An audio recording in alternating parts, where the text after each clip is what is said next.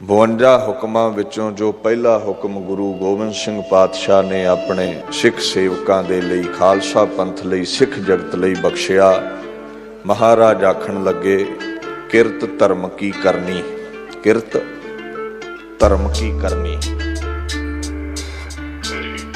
ਹੁਣ ਜਦੋਂ ਗੁਰੂ ਗ੍ਰੰਥ ਸਾਹਿਬ ਪਾਤਸ਼ਾਹ ਵੱਲ ਧਿਆਨ ਦਿਓ ਵੀ ਇਹ ਤੁਹਾਨੂੰ ਮਿਲੇਗਾ। ਵੇਖੋ, ਜੀਵਨ ਦਾ ਗੁਜ਼ਾਰਾ ਚਲਾਉਣ ਦੇ ਲਈ ਸਾਨੂੰ ਕਿਰਤ ਕਰਨੀ ਪੈਂਦੀ ਹੈ। ਕੋਈ ਮੂੰਹ ਵਿੱਚ ਬੁਰਕੀ ਨਹੀਂ ਪਾਉਣ ਲੱਗਾ, ਮੁਸ਼ੱਕਤ ਆਪ ਘਾਲਣੀ ਪੈਂਦੀ ਹੈ। ਮੁਸ਼ੱਕਤ ਘਾਲ ਕੇ ਕਮਾਈ ਕਰਨੀ ਪੈਂਦੀ ਹੈ, ਕਿਰਤ ਕੋਈ ਵੀ ਹੋਵੇ। ਗੁਰੂ ਗ੍ਰੰਥ ਸਾਹਿਬ ਪਾਤਸ਼ਾਹ ਦਾ ਹੁਕਮ ਹੈ ਵੀ ਹੱਕ ਦਾ ਹੀ ਖਾਣਾ ਹੈ। ਇਹੀ ਬੋਲ ਗੁਰੂ ਗੋਬਿੰਦ ਸਿੰਘ ਪਾਤਸ਼ਾਹ ਦੇ ਨੇ, ਕਹਿੰਦੇ ਧਰਮ ਦੀ ਕਿਰਤ ਕਰਨੀ ਹੈ। ਔਰ ਕਿਰਤ ਕਰਨ ਦੇ ਸਮੇਂ ਦੇਖੋ, ਕਰਮ ਹੱਥਾਂ ਨਾਲ ਕੀਤਾ ਜਾਂਦਾ, ਕਿਰਤ ਹੱਥਾਂ ਨਾਲ ਹੁੰਦੀ ਹੈ। ਤੇ ਚਿੱਤ ਪ੍ਰਭੂ ਵਿੱਚ ਟਿਕਾਉਣਾ ਇੱਕ ਕਹਾਵਤ ਪ੍ਰਚਲਿਤ ਹੈ। ਧਰਮ ਦੀ ਕਿਰਤ ਕੀ ਹੈ? ਹੱਕ ਸੱਚ ਦੀ ਕਮਾਈ। ਔਰ ਕਮਾਈ ਕਰਨ ਦੇ ਸਮੇਂ ਪਰਮਾਤਮਾ ਦੀ ਯਾਦ ਵਿੱਚ ਸਰਸਾਰ ਰਹਿਣਾ। ਕਹਾਵਤ ਪ੍ਰਚਲਿਤ ਹੈ, ਹੱਥ ਕਾਰ ਵੱਲ ਚਿਤ ਯਾਰ ਵੱਲ, ਨਾਮਾ ਕਹੈ ਤੇ ਲੋਚਨਾ ਮੁਖ ਤੇ ਰਾਮ, ਸੰਭਾਲ ਹਾਥ ਪਾਉ ਕਰ ਕਾਮ, ਸਭ ਚੀਤ ਨਿਰੰਜਨ, ਨਾਲ ਇਹ ਹੈ ਧਰਮ ਦੀ ਕਿਰਤ। ਔਰ ਆਪਣੇ ਹੱਕ ਦਾ ਖਾਣਾ ਹੈ। ਮੰਨ ਲਓ ਕਿਰਤ ਕਰਨੀ ਛੱਡ ਦਈਏ, ਖਾਣਾ ਤੇ ਕਿਤੇ ਨਾ ਕਿਤੇ ਪਵੇਗਾ। ਤੇ ਜਦੋਂ ਆਪ ਕਿਰਤ ਨਾ ਕੀਤੀ, ਮਤਲਬ ਸਾਫ਼ ਹੈ ਵੀ ਕਿਸੇ ਦਾ ਹੀ ਹੱਕ ਖਾਵਾਂਗੇ। ਫਿਰ ਹੁਣ ਜਦੋਂ ਕਿਸੇ ਦਾ ਹੱਕ ਖਾਵਾਂਗੇ, ਮੁਰਦਾਰ ਖਾਵਾਂਗੇ, ਤੇ ਮੁਰਦਾਰ ਖਾਣਾ ਬਾਣੀ ਨੇ ਪਾਪ ਲਿਖਿਆ ਹੈ। ਮੁਰਦਾਰ ਖਾਣ ਵਾਲੇ ਨੂੰ ਗੁਨਾਹਗਾਰ ਆਖਿਆ ਹੈ। ਹਾਂ, ਤਰੀਕੇ ਵੱਖੋ ਵੱਖਰੇ ਨੇ ਕਿਸੇ ਦਾ ਹੱਕ ਖਾਣ ਦੇ। ਕੋਈ ਚਾਪਲੂਸੀ ਕਰਕੇ ਹੱਕ ਖਾ ਜਾਂਦਾ, ਕੋਈ ਧੱਕੇ ਨਾਲ ਖੋਹ ਕੇ ਖਾ ਜਾਂਦਾ, ਕੋਈ ਧੋਖਾ ਦੇ ਕੇ, ਠੱਗੀ ਮਾਰ ਕੇ ਕਿਸੇ ਦਾ ਹੱਕ ਖਾ ਜਾਂਦਾ ਹੈ। ਕਿਸੇ ਤਰੀਕੇ ਵੀ ਖਾਧਾ ਜਾਵੇ, ਹੈ ਤੇ ਮੁਰਦਾਰ ਹੀ ਹੈ ਤੇ ਕਿਸੇ ਦਾ ਹੱਕ ਹੀ ਹੈ। ਤੇ ਮੁਰਦਾਰ ਖਾਣਾ ਗੁਰੂ ਗ੍ਰੰਥ ਸਾਹਿਬ ਨੇ ਗੁਨਾਹ ਲਿਖਿਆ ਹੈ। ਅੱਜ ਤਾਂ ਸ਼ਰੇਆਮ ਮੁਰਦਾਰ ਲੋਕ ਖਾਂਦੇ ਨੇ, ਸ਼ਰੇਆਮ ਧੱਕਾ ਧੋੜੀ ਕਰਦੇ ਨੇ। ਇੱਥੋਂ ਤੱਕ ਕਈ ਤੇ ਧਰਮ ਦਾ ਲਿਬਾਸ ਪਾ ਕੇ ਵੀ ਲੁੱਟਾਂ ਖੋਹਾਂ ਕਰ ਲੈਂਦੇ ਨੇ, ਠੱਗੀ ਠੋਰੀ ਚਲਾ ਲੈਂਦੇ ਨੇ। ਆਪ ਦੁਖੀ ਹੈ। ਜਦੋਂ ਕਿਸੇ ਦਾ ਹੱਕ ਖਾਵਾਂਗੇ ਕਿਤੇ ਪਚਦਾ ਹੈ, ਆਪ ਦੁਖੀ ਨੇ। ਜਿਸ ਦਾ ਖੋਹਦੇ ਨੇ ਉਸ ਨੂੰ ਵੀ ਦੁੱਖ ਦਿੰਦੇ ਨੇ। ਇਹ ਸਾਡੇ ਐਸੇ ਹਾਲਾਤ ਕਿਉਂ ਨੇ? ਚਿੰਤਾਵਾਂ, ਈਰਖਾ, ਵਿਕਾਰਾਂ ਵਿੱਚ ਫਿਰ ਵੀ ਗਲਤਾਨ ਆ। ਘਰ ਕੋਠੀਆਂ ਮਾਇਆ ਨਾਲ ਭਰੀਆਂ ਨੇ, ਸ਼ਾਂਤੀ ਫਿਰ ਵੀ ਨਹੀਂ, ਸਹਿਜ ਫਿਰ ਵੀ ਨਹੀਂ। ਚਿੰਤਾਵਾਂ ਨਾਲ ਗ੍ਰਸਤ ਹਾਂ। ਕਾਰਨ ਇਹ ਹੈ ਵੀ ਗੁਰੂ ਪਾਤਸ਼ਾਹ ਦੇ ਬਚਨ ਵਿਸਾਰ ਦਿੱਤੇ। ਬੁਰਾਈਆਂ ਨੇ ਸਾਨੂੰ ਆਣ ਘੇਰਿਆ ਹੈ। ਕਿਰਤ ਧਰਮ ਦੀ ਕਰਨੀ ਹੈ। ਗੁਰੂ ਨਾਨਕ ਸਾਹਿਬ ਨੇ ਪਹਿਲੇ ਅਕਾਲ ਪੁਰਖ ਦੇ ਜਾਮੇ ਵਜੋਂ ਕਹਿ ਦਿੱਤਾ ਸੀ, ਘਾਲ ਖਾਏ ਕਿਛ ਹੱਥੋਂ ਦੇ। ਘਾਲਣਾ ਘਾਲ ਕੇ ਕਮਾਈ ਕਰ ਤੇ ਫਿਰ ਦਾਨ ਵੀ ਕਰਿਆ ਕਰ ਉਹਦੇ ਵਿੱਚੋਂ। ਅਗਲਾ ਲਫ਼ਜ਼ ਆਵੇਗਾ ਦਸਵੰਧ ਦੇ ਬਾਬਤ। ਮਹਾਰਾਜ ਕਹਿੰਦੇ ਕਮਾਈ ਕਰ ਔਰ ਉਸ ਵਿੱਚੋਂ ਦਾਨ ਵੀ ਕਰਿਆ ਕਰ, ਕਿਉਂਕਿ ਲੋੜਵੰਦ ਕਈ ਮਿਲ ਪੈਂਦੇ ਨੇ, ਉਹਨਾਂ ਨੂੰ ਦਾਨ ਵੀ ਕਰਿਆ ਕਰ। ਕੀ ਹੋਵੇਗਾ ਫਿਰ? ਘਾਲ ਖਾਏ ਕਿਛ ਹੱਥੋਂ ਦੇਹ, ਨਾਨਕ ਰਾਹੋ ਪਛਾਣੈ ਸੇ। ਫਿਰ ਤੈਨੂੰ ਜੀਵਨ ਜਾਚ ਆ ਜਾਵੇਗੀ, ਪਰਮਾਤਮਾ ਦੀ ਪ੍ਰਾਪਤੀ ਦੇ ਰਾਹ ਦੀ ਪਹਿਚਾਣ ਹੋ ਜਾਵੇਗੀ, ਹਰੀ ਦੇ ਮਾਰਗ ਦਾ ਪਤਾ ਚੱਲ ਜਾਵੇਗਾ। ਅਗਰ ਤੂੰ ਹੱਥੀਂ ਕਿਰਤ ਕਰੇਗਾ, ਦਾਨ ਪੁੰਨ ਕਰੇਗਾ। ਭਾਈ ਗੁਰਦਾਸ ਜੀ ਨੇ ਵੀ ਕਹਿ ਦਿੱਤਾ, ਕਿਰਤ ਵਿਰਤ ਕਰ ਧਰਮ ਕੀ। ਕਿਰਤ ਵਿਰਤ ਕਰ ਧਰਮ ਕੀ, ਖੱਟ ਖਵਾਲਣ ਕਾਰ ਕਰੇਗੀ। ਭਾਈ ਗੁਰਦਾਸ ਕਹਿੰਦੇ ਨੇ, ਗੁਰਮੁਖ ਜਨਮ ਸਕਾਰ ਥਾ, ਗੁਰਬਾਣੀ ਪੜ ਸਮਝ ਸਨੇਹੀ। ਗੁਰਮੁਖ ਨੇ ਜਨਮ ਸਫਲਾ ਕੀਤਾ ਬਾਣੀ ਪੜ ਕੇ, ਕਿਰਤ ਕਰਕੇ। ਆਪ ਤਰੇ ਗੁਰ ਸਿੱਖ ਤਰੇਹੀ। ਆਪ ਤਰ ਗਏ ਅਤੇ ਹੋਰਾਂ ਨੇ ਵੀ ਉਹਨਾਂ ਦੀ ਸੰਗਤ ਕਰਕੇ ਤਰਨਾ ਕੀਤਾ। ਇੱਕ ਗੱਲ ਦਾ ਖਿਆਲ ਰੱਖਿਓ, ਕਈ ਵਾਰ ਅਸੀਂ ਕਿਸੇ ਦਾ ਹੱਕ ਮਾਰਦੇ ਹਾਂ ਤੇ ਫਿਰ ਵਿੱਚੋਂ ਕੁਝ ਦਾਨ ਕਰ ਦਿੰਦੇ ਹਾਂ ਵੀ ਸਾਡਾ ਪਾਪ ਕੱਟਿਆ ਜਾਵੇ। ਕਹਿੰਦੇ ਨਹੀਂ, ਸਿੱਧੇ ਜਿਹੇ ਅਲਫਾਜ਼ ਨੇ ਵੀ, ਹਰਾਮ ਦਾ ਭੋਜਨ ਮਸਾਲੇ ਪਾਇਆ ਪਵਿੱਤਰ ਨਹੀਂ ਹੁੰਦਾ। हराम दा भोजन मसाले पाया पाक नहीं हो सकता। समझो भी ठगी मार लई ते फिर पाठ पूजा कर लई गल बन जाएगी, कहते नहीं, हक दी कमाई नहीं है। पाठ पूजा दा मसाला पाया ये हक दी नहीं बन चली। मारन पाहे हराम मह होए हलाल ना जाए। गुरु ग्रंथ साहिब कहते ने मसाले पाया हराम दा कदे हलाल दा नहीं जे बनता। जिसदा हक मारिया उहदी बददुआ भी लगेगी। ये ना समझो भी पाठ पूजा नाले गुनाह कटिया जाएगा। दीन दुनिया दे मालक गुरु ग्रंथ साहिब ने ते सीधा कह दिता भी मुर्दार खावेगा लोक ते तेरा उजड़ेगा ही, परलोक विच भी धक्के ने तेरी मैं हामी नहीं भरांगा। ये हुण ध्यान असीं देना जिहड़े हक खाने लोकां दा। साफ बोल ने कहंदे हिंदुआं दे गुरु देवते, सिखां दे गुरु पातशाह, इस्लाम जगत दे मुरशद पीर अपने सेवकां दी हामी तां ही भरनगे अगर वो मुर्दार नहीं खांदे। ते किसी भी धर्म चों है, जे मुर्दार खाना है, गैरां दा हक खाना है, ते कोई गुरु पीर लोक परलोक विच तेरी बांह नहीं फड़ेगा। ये गुरु ग्रंथ साहिब ने मोहर लाई है, गुर पीर हामा तां भरै। गुर पीर हामा तां भरै, जां मुर्दार ना खाए। हामी फिर भरनगे जे किसी दा हक नहीं खावेगा ते फिर लोक परलोक विच तेरी रखिया करनगे। The spiritual Guru stands by with us. उदों ही गुरु तेरे नाल खलोवेगा जदों असीं किसी दा हक नहीं खावांगे। ते जे किसी दा हक खावांगे रब दा वास्ता ही भुलेखा कढ दे भी गुरु हरकृष्ण तेरी बांह फड़ लवेगा, डुबदे नूं डुबण दवेगा। अगला बोल है पातशाह दा,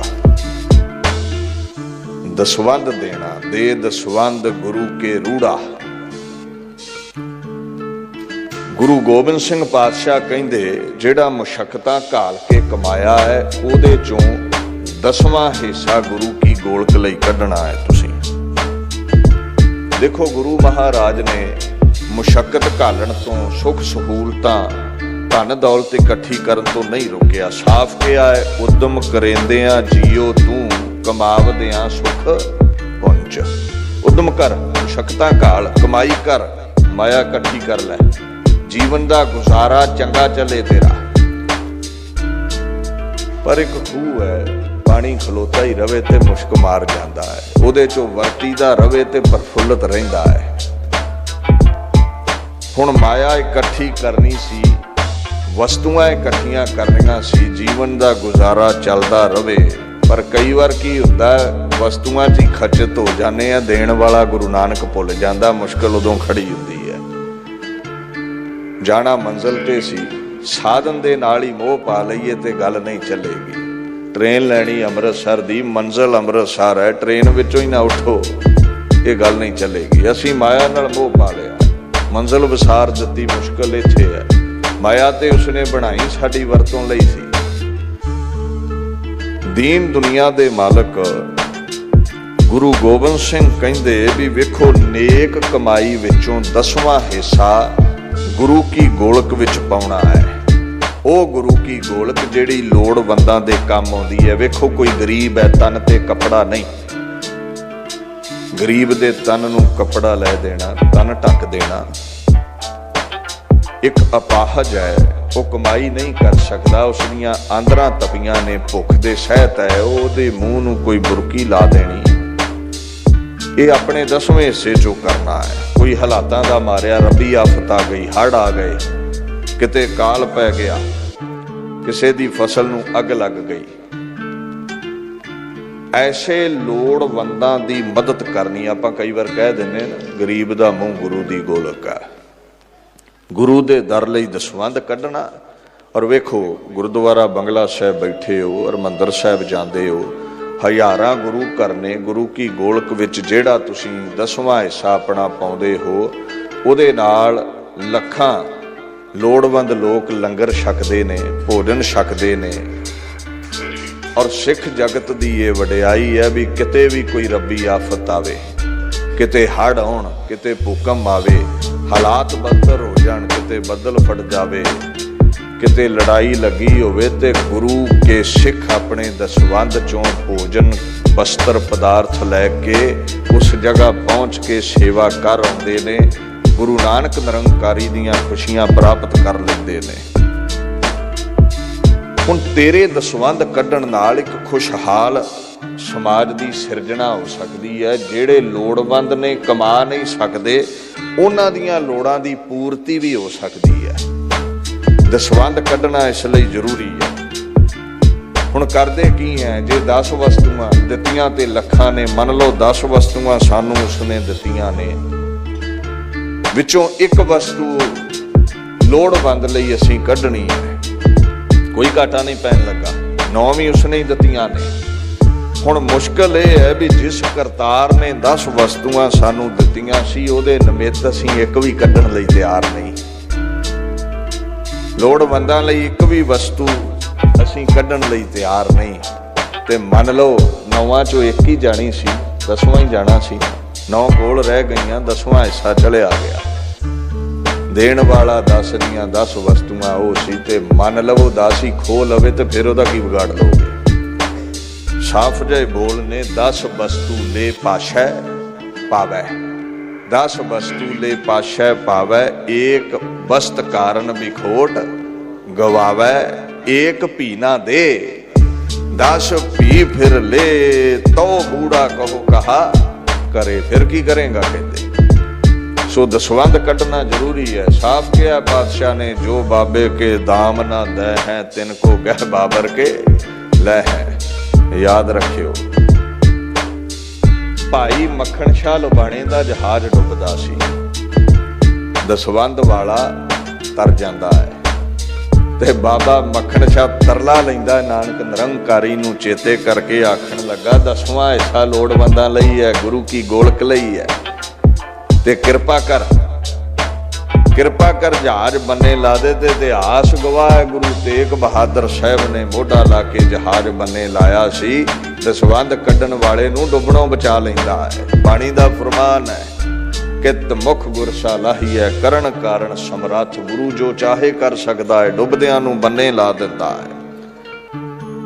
ਖਜ਼ਾਨੇ ਭਰਪੂਰ ਰਹੇ। ਬਾਬਾ ਮੱਖਣ ਸ਼ਾਹ ਲੁਬਾਣੇ ਦੇ ਦਸਵੰਧ ਕੱਢਦਾ ਸੀ, ਔਰ ਲੋੜਵੰਦਾਂ ਦੇ ਹੀ ਕੰਮ ਆਉਣਾ ਹੈ। ਕਈ ਕਹਿ ਦਿੰਦੇ ਜੀ ਗੁਰੂ ਕੀ ਗੋਲਕ ਪ੍ਰਬੰਧਕ ਖਾ ਜਾਂਦੇ ਨੇ। ਯਾਦ ਰੱਖਿਓ, ਤੂੰ ਆਪਣੀ ਕਿਰਤ ਚੋਂ ਦਸਵੰਧ ਕੱਢਿਆ ਹੈ, ਲੋੜਵੰਦਾਂ ਲਈ ਕੱਢਿਆ ਹੈ। ਜਿਹੜਾ ਗੋਲਕ ਦੀ ਦੁਰਵਰਤੋਂ ਕਰੇਗਾ ਉਹਨੂੰ ਬਾਬਾ ਨਾਨਕ ਸਾਂਭੇਗਾ। ਤੇਰਾ ਫਰਜ਼ ਆਪਣੀ ਕਮਾਈ ਚੋਂ ਦਸਵੰਧ ਕੱਢਣਾ ਹੈ।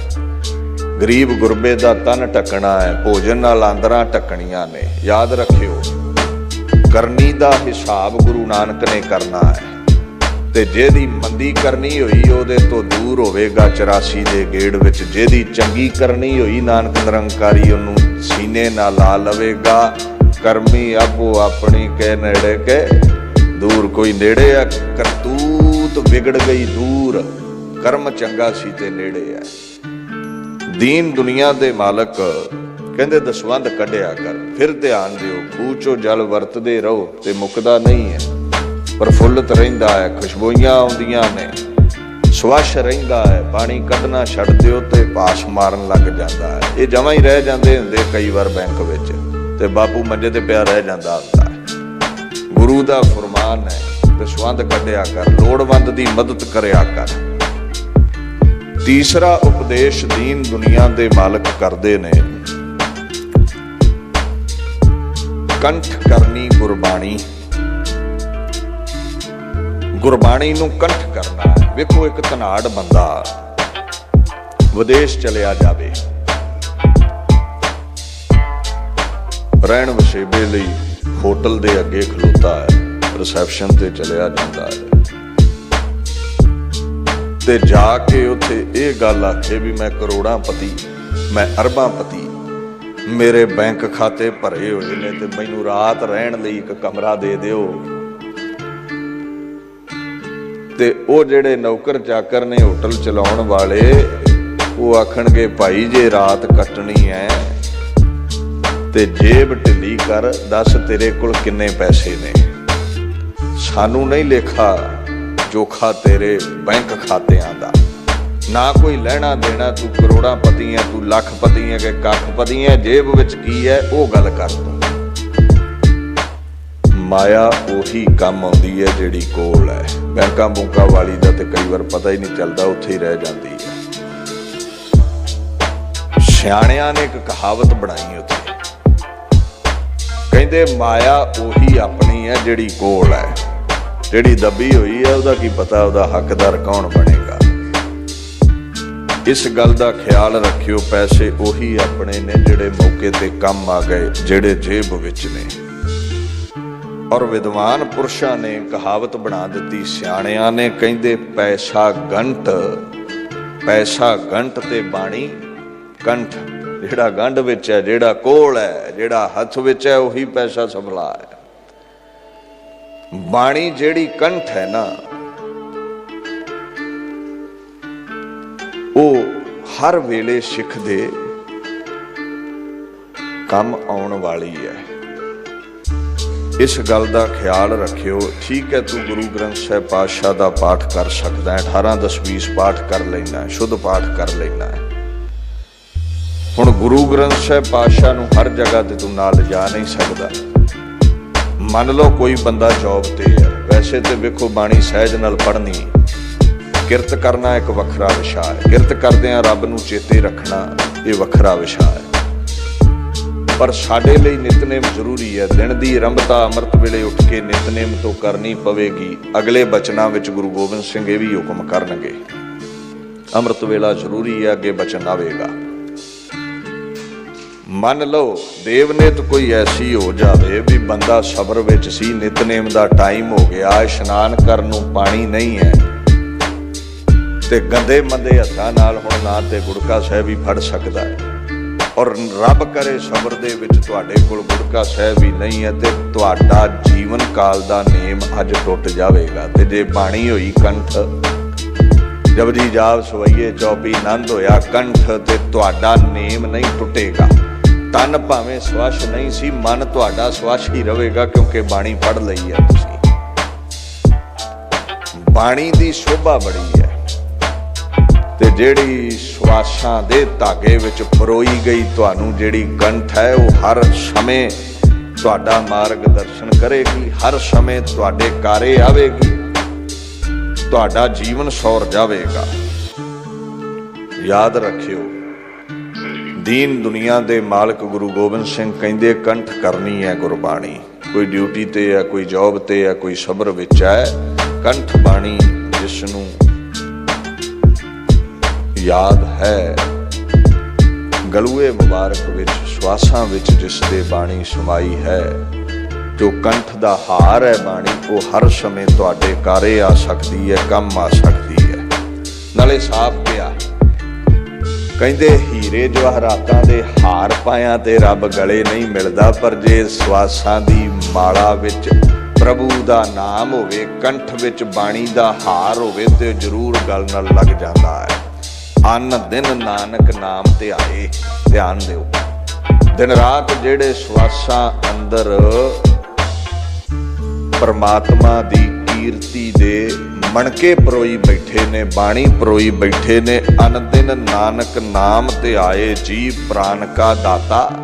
दिन रात जिन्ना नाम ते आया, जिन्ना बाणी कंठ कर लई, अपने दास कहो कंठ लाए राखै, ज्यों बारक पित माता। उन्होंने गले ला लिया, जिन्हों ने बाणी नूं गले लाया, गुरु नानक निरंकारी काल पुरख ने उन्होंने गले ला लिया। जिन्हें बाणी नूं श्वासां दे धागे विच परो लिया, कंठ विच वसा लिया, दिन रात जपिया, उन्होंने गुरु नानक सीने नाल ला लैंदा है। कहंदे जिन्हां दी कंठी माला है ना, बाणी दी माला है, जिन्हां दे गले ते गुरु नानक निरंकारी दे बचना दी जंजीर है, उन्होंने जमा दी जंजीर खो नहीं सकती, उन्होंने दुखां दी जंजीर जकड़ नहीं सकती। कंठ रमणी है राम राम माला, हस्त ऊच प्रेम धरणी। जिन्हां दे कंठ विच नाम दी माला है, जिही बण जो उत्तम उत्तम श्लोक उदरणं नैन नंदनी बाणी दे फरमान ने। तेरा उधार हो जाएगा। बाणी दी माला बना लै, श्वासां दे धागे विच बाणी परो लै, तेरा उधार हो जाएगा। जन्म मरण कटिया जाएगा। तेरे हर समय कारे आ जाएगी बाणी जिहड़ी कंठ है। इस करके वध तो वध बाणी कंठ करनी है, याद रखनी है और हर समय पढ़दियां रहना है। ये जतन चाहिदा है। चौथा हुक्म गुरु गोबिंद सिंह पातशाह दा है, जागना अमृत वेले नहं सपुतं सिख सोत सवेरे। कहते नह सपुत सिख सोत सवेरे। इत्थे अमृत वेले दा उपदेश है। बाणी कंठ करनी है। पढ़नी कदों है? हुण ध्यान दो। इंसान दी दुनिया दे उत्ते फितरत ऐसी है, ये दलिद्र विच जकड़िया रहिंदा है, उदम तो दूर दौड़दा है। गुरु पातशाह कहंदे उदम कर। उदम करके जाग सकते हैं, नहीं तो रजाई नहीं खैड़ा छड्डदी। दलिद्र नहीं खैड़ा छड्डदा। मन मारना पैंदा, उदम करना पैंदा अमृत वेले उठण दे लई। वाहिगुरू जी दी किरपा नाल 84 दे गेड़ तो बाद भई प्राप्त मानुख दे हुरिया। अपार किरपा होई, मनुखा जामा मिलिया और इस मनुखे जामे अंदर साडा सर्वोत्तम लक्ष्य है मोक्ष मुक्ति। 84 दा गेड़ सदा लई कटिया जावे, गोबिंद मिलन की यह तेरी वरिया। नानक निरंकारी काल पुरख दे चरणा विच जगह मिल जावे, 84 दा गेड़ मुक जावे। महाराज कहंदे ने जे मोक्ष प्राप्त करना चाहना है ते अमृत वेले तो ही प्रभात तो ही ओदा नाम जपना शुरू कर दे। ओदे तरले लिया कर, ओनू याद करया कर, फिर तैनू ओ अपने चरना विच वासा दे दवेगा। जिहदे नाल प्रेम होवे ना, वो आण के मिल ही पैंदा है। वो हिरदे विच जगह दे ही दिंदा है। ते जदों प्रेम ही नहीं, जदों गाउंदे ही नहीं, जदों याद ही नहीं करदे, ते सानू वो जगह किथे दवेगा दसो। महाराज कहंदे अमृत वेले उठ। गुरु ग्रंथ साहिब दे पाक बोल ने, नाओ प्रभाता शब्द ध्याया है। ये ठीक है, अमृत वेला सच नाओ। जदों भी तुसी गुरबाणी पढ़ोगे हर वो वेला अमृत हो जाएगा। पर कई बार इस पंक्ति दे अर्थ करदियां मनमतिया बंदा इधर नूं चल पैंदा भी भावें कोई भी वेला है बाणी पढ़ो, जदों अमृत हो जाना तो फिर 3-4 बजे अलार्म ला के उठन की की लोड़ है। ध्यान दें, ये ठीक है, हर वो वेला अमृत है जदों बाणी पढ़ेगा। अमृत वेला सच ना उडियाई विचार। पर प्रभात दा खास जिक्र है। नाओ प्रभाता है, प्रभात तड़के नूं किया। नाओ प्रभाता है शब्द ध्याया है, छोड़ो हो दुनी प्रीता। औखा है दुनिया दी प्रीति छड्ड के प्रभात वेले उठना, अमृत वेले उठना। पर कहंदे करना पवेगा। प्रणवत नानक दासन दासा जग हारिया दिन जीता। जेड़ा दुनिया दी प्रीति छड्ड के अमृत वेले नानक निरंकारी दी प्रीति करेगा, जग हारिया दिन जीता। दुनिया हार गई, मनुखा जामा व्यर्थ गया, ते ओ गुरमुख जित गया जामे नूं जिन्हें अमृत वेला सांभ लिया।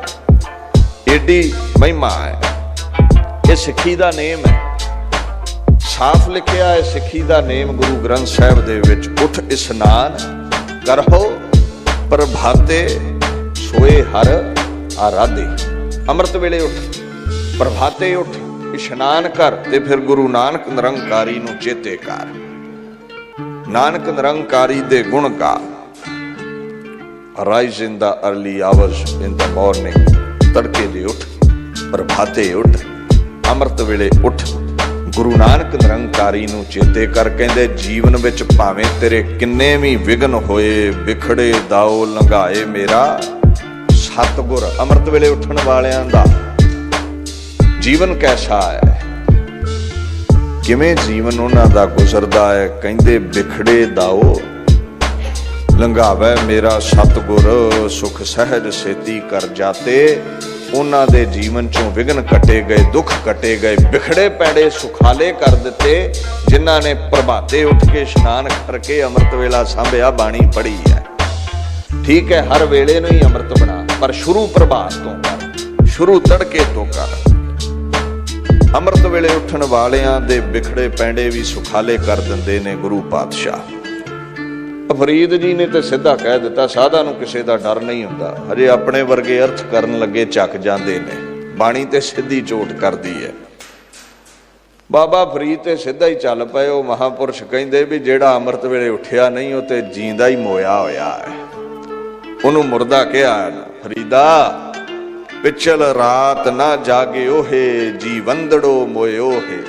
ਕਹਿੰਦੇ ਜਿਹੜੇ ਜਾਗੇ ਨਹੀਂ, ਜਿਨ੍ਹਾਂ ਅੰਮ੍ਰਿਤ ਵੇਲਾ ਸਾਂਭਿਆ ਹੀ ਨਹੀਂ,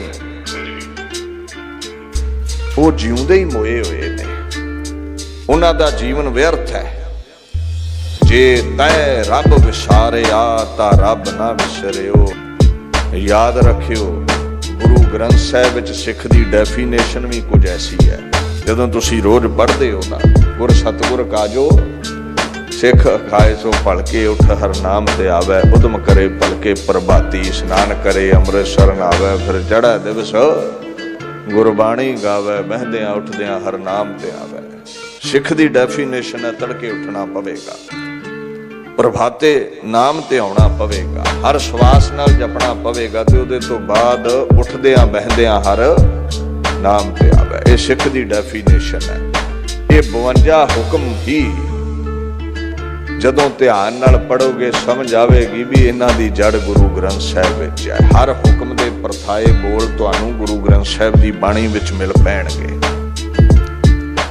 ਜਿਹੜਾ 5ਵਾਂ ਬਚਨ ਹੈ, ਦੀਨ ਦੁਨੀਆ ਦੇ ਮਾਲਕ ਗੁਰੂ ਗੋਬਿੰਦ ਸਿੰਘ ਕਹਿੰਦੇ ਨੇ, ਸੇਵਾ ਰੁਚ ਨਾਲ ਸਿੱਖ ਸੇਵਕ ਦੀ ਕਰਨੀ।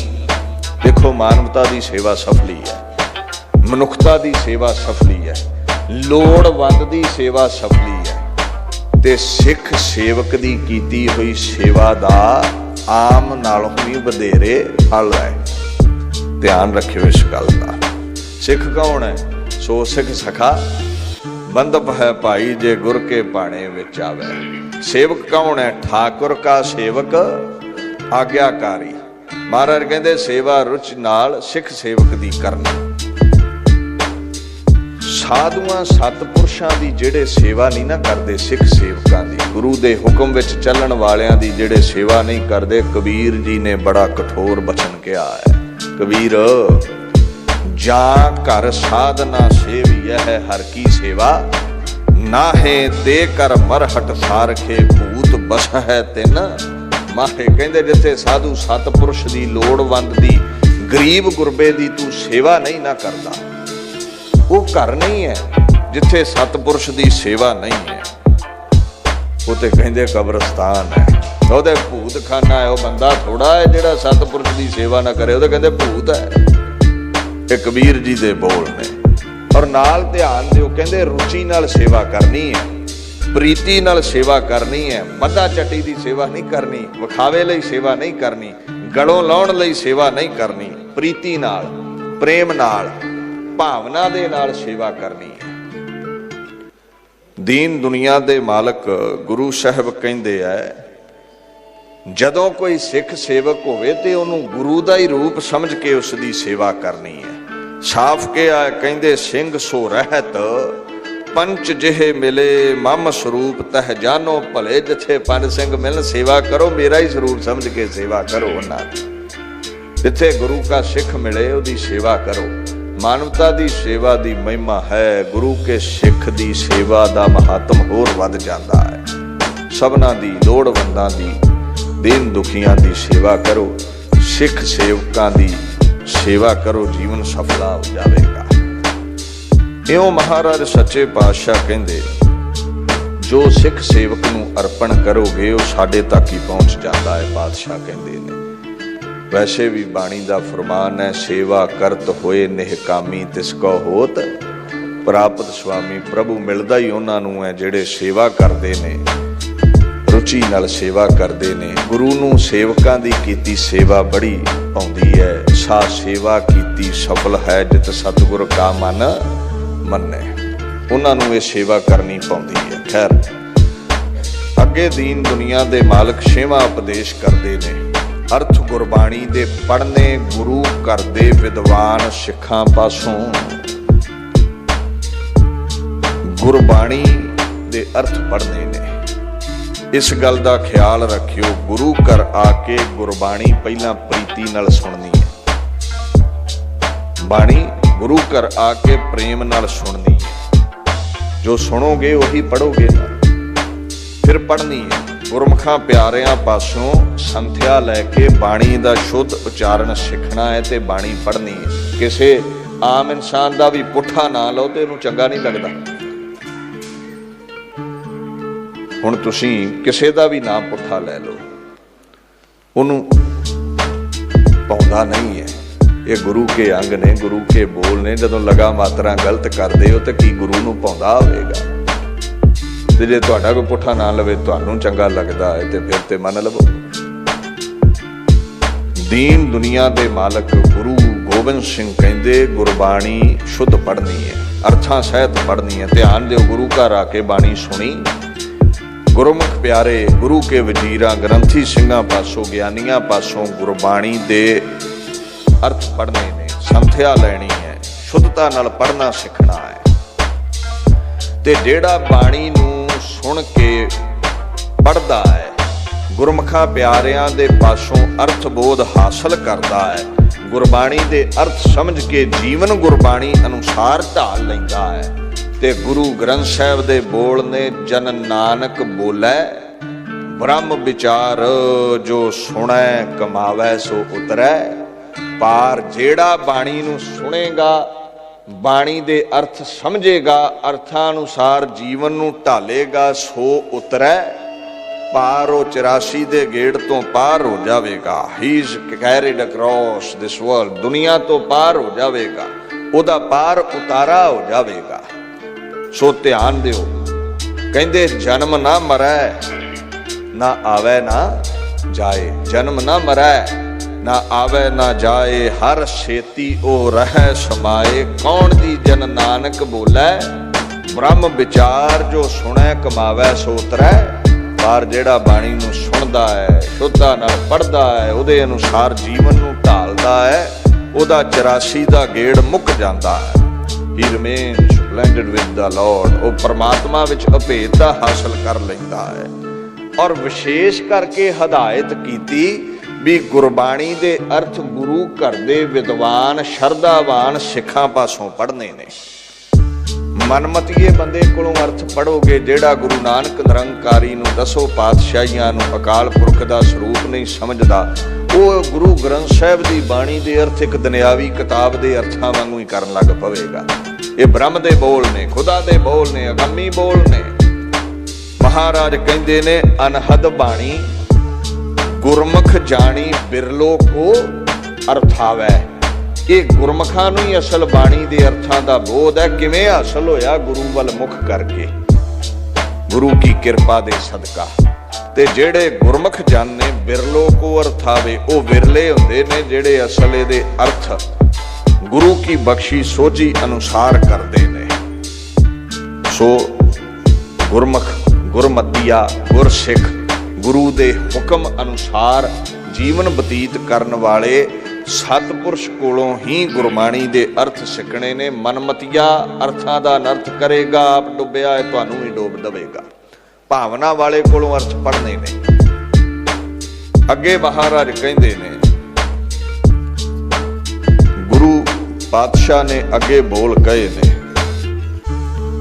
ਰਹਿਤ ਪੰਜਾਂ ਕਕਾਰਾਂ ਦੀ ਦ੍ਰਿੜ ਰੱਖਣੀ ਹੈ। ਇਹ 7ਵਾਂ ਹੁਕਮ ਹੈ। ਇਹਦਾ 6ਵੇਂ ਬਚਨ ਦੇ ਨਾਲ ਕੋਈ ਖਾਸ ਸੰਬੰਧ ਹੈ ਇਸ ਬੋਲ ਦਾ। ਹੁਣ ਤੁਸੀਂ ਧਿਆਨ ਦਿਓ, ਮਹਾਰਾਜ ਨੇ ਕਿਹਾ ਬਾਣੀ ਅਰਥਾਂ ਅਨੁਸਾਰ ਪੜ੍ਹਨੀ ਹੈ। ਜੀਵਨ ਬਾਣੀ ਦੇ ਅਰਥਾਂ ਅਨੁਸਾਰ, ਵਿਚਾਰਧਾਰਾ ਅਨੁਸਾਰ ਢਾਲਣਾ ਹੈ, ਫਿਰ ਸਫਲਾ ਹੈ। ਯਾਦ ਰੱਖਿਓ, ਜਿਹੜੇ ਪੇੜ ਦੀ ਜੜ ਧਰਤੀ ਵਿੱਚ ਹੋਵੇ ਨਾ, ਪਹਿਲਾਂ ਬੀਜ ਧਰਤੀ ਵਿੱਚ ਹੁੰਦਾ ਹੈ, ਫਿਰ ਹੀ ਪ੍ਰਫੁੱਲਤ ਹੁੰਦਾ ਹੈ। ਅੰਦਰ ਬਾਣੀ ਹੈ ਤੇ ਬਾਹਰ ਬਾਣਾ ਤੇ ਕਕਾਰ ਪ੍ਰਫੁੱਲਤ ਹੋ ਜਾਣਗੇ। ਅੰਦਰ ਬਾਣੀ ਨਹੀਂ ਤੇ ਬਾਣਾ ਵੀ ਨਹੀਂ ਪਾਉਂਦਾ।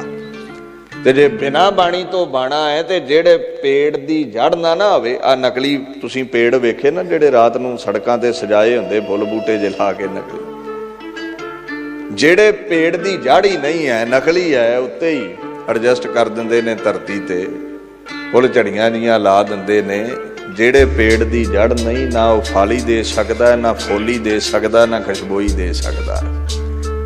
ਜੇ ਬਾਣੀ ਨਹੀਂ ਤੇ ਬਾਣਾ ਸ਼ੋਭਨੀਕ ਨਹੀਂ ਹੈ, ਤੇ ਜੇ ਬਾਣਾ ਹੈ ਬਾਣੀ ਨਹੀਂ, ਇਹ ਸ਼ੋਭਾ ਨਹੀਂ ਪਾਵੇਗਾ। ਤੇ ਜੇ ਬਾਣੀ ਹੈ ਬਾਣਾ ਨਹੀਂ ਤੇ ਗੱਲ ਫਿਰ ਵੀ ਨਹੀਂ ਬਣਨੀ। ਜੇ ਬੀਜ ਹੁੰਦਾ ਤੇ ਰੁੱਖ ਜ਼ਰੂਰ ਪੈਦਾ ਹੁੰਦਾ। ਜੇ ਤੇਰੇ ਕੋਲ ਬਾਣਾ ਨਹੀਂ, ਮਤਲਬ ਸਾਫ਼ ਹੈ, ਤੇਰੇ ਕੋਲ ਬਾਣੀ ਵੀ ਹੈ ਨਹੀਂ ਹੈ। ਜੇ ਪੰਜ ਕਕਾਰ ਨਹੀਂ, ਤੇਰੇ ਕੋਲ ਬਾਣੀ ਵੀ ਹੈ ਨਹੀਂ ਹੈ। ਦਾਅਵੇ ਤੂੰ ਕਰੀ ਜਾਣਾ ਮੇਰਾ ਮਨ ਸਾਫ਼ ਹੈ। ਦੀਨ ਦੁਨੀਆ ਦੇ ਮਾਲਕ ਕਹਿੰਦੇ ਪੰਜ ਕਕਾਰਾਂ ਦੀ ਰਹਿਤ ਦ੍ਰਿੜ ਕਰਨੀ ਹੈ। ਸਾਨੂੰ ਪੰਜਾਂ ਕਕਾਰਾਂ ਦੀ ਰਹਿਤ ਦ੍ਰਿੜ ਕਰਾਈ ਔਰ ਕਹਿ ਦਿੱਤਾ, ਰਹਿਤ ਪਿਆਰੀ ਮੁਝ ਕੋ ਸਿੱਖ ਪਿਆਰਾ, ਨਹੀਂ ਰਹਿਤ ਬੜੀ ਜ਼ਰੂਰੀ ਹੈ। ਜੋ ਰਹਿਤ ਨਹੀਂ ਨਾ ਰੱਖਦਾ ਉਹ ਗੁਰੂ ਨੂੰ ਪਿਆਰਾ ਨਹੀਂ ਹੈ। ਤੁਸੀਂ ਰੋਜ਼ ਪੜ੍ਹਦੇ ਹੋ, ਰਹਿਤ ਅਵਰ ਕਸ਼ ਅਵਰ ਕਮਾਵਤ, ਮਨ ਨਹੀਂ ਪ੍ਰੀਤ ਮੁਖੋ ਗੰਢ ਲਾਵਤ। ਕਹਿੰਦੇ ਦੇਖ ਤੇਰਾ ਸੁਭਾਅ ਕੁਝ ਐਸਾ ਹੈ, ਧਰਮ ਦੇ ਬਾਹਰਲੇ ਚਿੰਨ ਤੂੰ ਬਾਣਾ ਤੇ ਪਾ ਲਿਆ, ਧਰਮ ਦੇ ਬਾਹਰਲੇ ਚਿੰਨ ਤੇ ਤੂੰ ਧਾਰਨ ਕਰ ਲੈ, ਪਰ ਤੇਰੀ ਅਮਲੀ ਜ਼ਿੰਦਗੀ ਧਰਮ ਦੇ ਅਨੁਸਾਰ ਨਹੀਂ ਸੀ। ਬਾਹਰ ਤੇ ਰੁੱਖ ਹੈ ਪਰ ਜੜ ਕੋਈ ਨਹੀਂ ਹੈ, ਇਹਦਾ ਮਤਲਬ ਬਨੌਟੀ ਰੁੱਖ ਹੀ ਹੋਵੇਗਾ। ਮਹਾਰਾਜ ਆਖਣ ਲੱਗੇ, ਮਨ ਨਹੀਂ ਪ੍ਰੀਤ ਮੁਖੋ ਗੰਢ।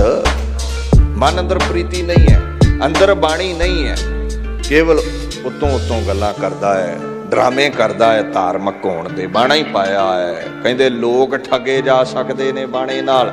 ਤੁਸੀਂ ਵੇਖਿਓ, ਕਾਗਜ਼ ਦਾ ਫੁੱਲ ਹੋਵੇ ਤੇ ਅਸਲ ਖੁਸ਼ਬੋਈਦਾਰ ਕੋਈ ਗੁਲਾਬ ਦਾ ਫੁੱਲ ਹੋਵੇ ਤੇ ਦੂਰੋਂ ਤੱਕੋਗੇ, ਅਸੀਂ ਠੱਗੀ ਖਾ ਜਾਂਦੇ ਆ ਕਈ ਵਾਰ। ਸਾਨੂੰ ਬਨੌਟੀ ਦੀ ਚਮਕ ਵੇਖ ਕੇ ਇਉਂ ਲੱਗਦਾ ਇਹ ਅਸਲੀ ਹੈ ਤੇ ਦੂਜਾ ਨਕਲੀ ਹੈ। ਦੂਰੀ ਤੇ ਪਿਆ ਹੋਵੇ ਤੇ ਅਸੀਂ ਚੰਮ ਵੇਹਨੇ ਆ, ਅਸੀਂ ਅੰਦਰ ਨਹੀਂ ਵੇਂਦੇ, ਸਾਡੀ ਝਾਤ ਅੰਦਰ ਤਾਂ ਹੀ ਨਹੀਂ ਹੈ। ਗੁਰੂ ਸਾਹਿਬ ਕਹਿੰਦੇ ਜੇ ਨਿਰੇ ਹੀ ਕਕਾਰ ਨੇ, ਤੇਰੇ ਕੋਲ ਬਾਣੀ ਹੈ ਨਹੀਂ, ਬਾਣਾ ਹੈ ਬਾਣੀ ਹੈ ਨਹੀਂ, ਜੜ ਹੈ ਨਹੀਂ। ਦੀਨ ਦੁਨੀਆ ਦੇ ਮਾਲਕ ਕਹਿੰਦੇ ਜਾਨਨ ਹਾਰ ਪ੍ਰਭੂ ਪ੍ਰਵੀਨ, ਬਾਹਰ ਪੇਖ ਨਾ ਕਤਹੂ ਪੀਨ। ਉਹ ਅੰਦਰ ਦੀ ਜਾਣਦਾ ਹੈ, ਉਹ ਜੰਮ ਨਹੀਂ, ਉਹ ਮਨ ਵੇਂਦਾ ਹੈ। ਬਾਹਰਲੇ ਭੇਖ ਤੇ ਕਦੇ ਵੀ ਉਹ ਰੀਝਦਾ ਨਹੀਂ ਹੈ। He is not impressed by the outward display. ਕਦੇ ਵੀ ਇੰਪ੍ਰੈਸ ਨਹੀਂ ਹੋਵੇਗਾ, ਕਦੇ ਵੀ ਪ੍ਰਭਾਵਿਤ ਨਹੀਂ ਹੋਵੇਗਾ। He is not impressed by the outward display. ਇਹ ਬਾਰੀ ਵਿਖਾਵਿਆਂ ਨਾਲ ਲੋਕ ਠੱਗੇ ਜਾਂਦੇ ਨੇ, ਨਾਨਕ ਨਿਰੰਕਾਰੀ ਨਹੀਂ ਠੱਗਿਆ ਜਾਂਦਾ। ਵੀ ਤੂੰ ਬਾਣਾ ਪਾਇਆ ਹੈ, ਲੋਕ ਸਮਝਣ ਬੜਾ ਨਿਤਨੇਮੀ ਹੋਵੇਗਾ ਤੇ ਬਾਬਾ 9 ਵਜੇ ਤੱਕ ਸੁੱਤਾ ਨਾ ਉੱਠਦਾ ਹੋਵੇ। ਲੋਕ ਠੱਗੇ ਜਾ ਸਕਦੇ ਨੇ, ਗੁਰੂ ਨਾਨਕ ਨਹੀਂ। ਮਹਾਰਾਜ ਕਹਿੰਦੇ ਪੰਜਾਂ ਕਕਾਰਾਂ ਦੀ ਰਹਿਤ ਰੱਖਣੀ ਹੈ। ਮੰਨ ਲਵੋ ਕੰਗਾ ਡਿੱਗ ਪਵੇ, ਕੜਾ ਡਿੱਗ ਪਵੇ, ਅਰਦਾਸ ਕਰਕੇ ਜਪਜੀ ਸਾਹਿਬ ਕਰਕੇ ਭੁੱਲ ਬਖਸ਼ਾ ਲੈਣੀ ਹੈ। ਮੰਨ ਲਵੋ ਇਸ਼ਨਾਨ ਕਰਦਿਆਂ ਕਛਹਿਰੇ ਦਾ ਪਹੁੰਚਾ ਲੈ ਜਾਵੇ, ਜਾਣੇ ਅਣਜਾਣੇ ਵਿੱਚ ਗੁਨਾਹ ਹੋ ਜਾਵੇ, ਗ੍ਰੰਥੀ ਸਿੰਘ ਨੂੰ ਬੇਨਤੀ ਕਰੋ, ਅਰਦਾਸ ਕਰਵਾਓ, ਜਪਜੀ ਦਾ ਪਾਠ ਕਰਵਾਓ ਤੇ ਭੁੱਲ ਬਖਸ਼ਾ ਲਵੋ। ਬੱਜਰ ਕੁਰੈਤ ਹੋ ਜਾਵੇ। ਬੱਜਰ ਕੁਰੈਤਾਂ ਬਾਬਤ ਤੁਸੀਂ ਜਾਣਦੇ ਹੋ, ਸਮਾਂ ਨਹੀਂ ਵਿਸਤਾਰ ਕਰਾਂ, ਕਦੇ ਰਹਿਤਨਾਮੇ ਪੜ੍ਹ ਲਿਓ, ਯਾਦ ਰੱਖਿਓ। ਬੱਜਰ ਕੁਰੈਤ ਹੋ ਜਾਵੇ, ਪੰਜਾਂ ਪਿਆਰਿਆਂ ਦੇ ਪੇਸ਼ ਹੋ ਕੇ ਹੱਥ ਜੋੜ ਕੇ ਸਿਨਮ ਰੋ ਕੇ ਬੇਨਤੀ ਕਰਨੀ ਹੈ ਔਰ ਤਰਲਾ ਲੈਣਾ ਹੈ, ਐ ਗੁਰੂ ਗੋਬਿੰਦ ਸਿੰਘ ਦੇ ਪਿਆਰੇ ਸਿੱਖੋ, ਟੂਟੀ ਗੰਢਨ ਹਾਰ ਗੋਪਾਲ ਬੱਜਰ ਕੁਰੈਤ ਹੋ ਗਈ ਹੈ। ਗੁਰੂ ਟੁੱਟੀਆਂ ਗੰਢਣ ਵਾਲਾ ਹੈ, ਮੇਰੇ ਲਈ ਅਰਦਾਸ ਕਰੋ। ਗੁਰੂ ਨਾਨਕ ਗੁਰੂ ਗੋਬਿੰਦ ਸਿੰਘ ਅੱਗੇ ਬੱਜਰ ਕੁਰੈਤ ਹੋਈ ਹੈ, ਕੇਸ ਕਤਲ ਕਰਵਾ ਲੈਣੇ, ਹੋਰ ਕੋਈ ਕੁਕਰਮ ਹੋ ਜਾਣਾ। ਅਰਦਾਸ ਕਰੋ ਮੇਰੇ ਬਾਬਤ, ਮੈਨੂੰ ਪਾਤਸ਼ਾਹ ਬਖਸ਼ ਦੇਣ, ਸੇਵਾ ਕਰਕੇ ਭੁੱਲ ਬਖਸ਼ਾਉਣੀ, ਰੋਟੀ ਆਪਣੀ ਗੰਢਾ ਲੈਣੀ, ਜੋ ਵੀ ਸੇਵਾ ਸਜਾ ਪੰਜ ਪਿਆਰੇ ਲਾਉਣ ਉਹ ਕਰਕੇ ਬਖਸ਼ਾ ਲੈਣੀ। ਮਹਾਰਾਜ ਦਾ ਸੁਭਾਅ ਹੈ, ਉਹ ਬਖਸ਼ ਦਿੰਦੇ ਹਨ। ਗੁਰੂ ਦੇ ਹੁਕਮ ਵਿੱਚ ਚੱਲਣਾ, ਗੁਰ ਕਹਿਆ ਸਾਕਾਰ ਕਮਾਵੋ ਗੁਰ ਕੀ ਕਰਨੀ ਕਾ ਹੈ ਤਾਵੋ। ਗੁਰੂ ਦਾ ਹੁਕਮ ਹੈ ਪੰਜ ਕਕਾਰ ਸਦਾ ਪਾਸ ਰੱਖਣੇ ਨੇ, ਪੰਜਾਂ ਕਕਾਰਾਂ ਦੀ ਰਹਿਤ ਦ੍ਰਿੜ ਰੱਖਣੀ ਹੈ। ਇਹ ਸਤਵਾਂ ਹੁਕਮ ਹੈ ਦੀਨ ਦੁਨੀਆ ਦੇ ਮਾਲਕ ਦਾ। ਔਰ ਜਦੋਂ ਗੁਰੂ ਦਾ ਹੁਕਮ ਹੋ ਜਾਵੇ ਫਿਰ ਇਹਦੇ ਵਿੱਚ ਕਿੰਤੂ ਪਰੰਤੂ ਕੀ ਵੀ। ਕਿਰਪਾਨ ਕਿਉਂ ਪਹਿਨਣੀ ਹੈ, ਕੰਘਾ ਕਿਉਂ, ਸ਼ਹਿਰਾ ਕਿਉਂ, ਕਿਰਪਾਨ ਕੱਚ ਕੜਾ, ਕਿਰਪਾਨ ਕੰਘਾ ਕੇਸ਼, ਇਹ ਪੰਜ ਕਕਾਰ ਨੇ।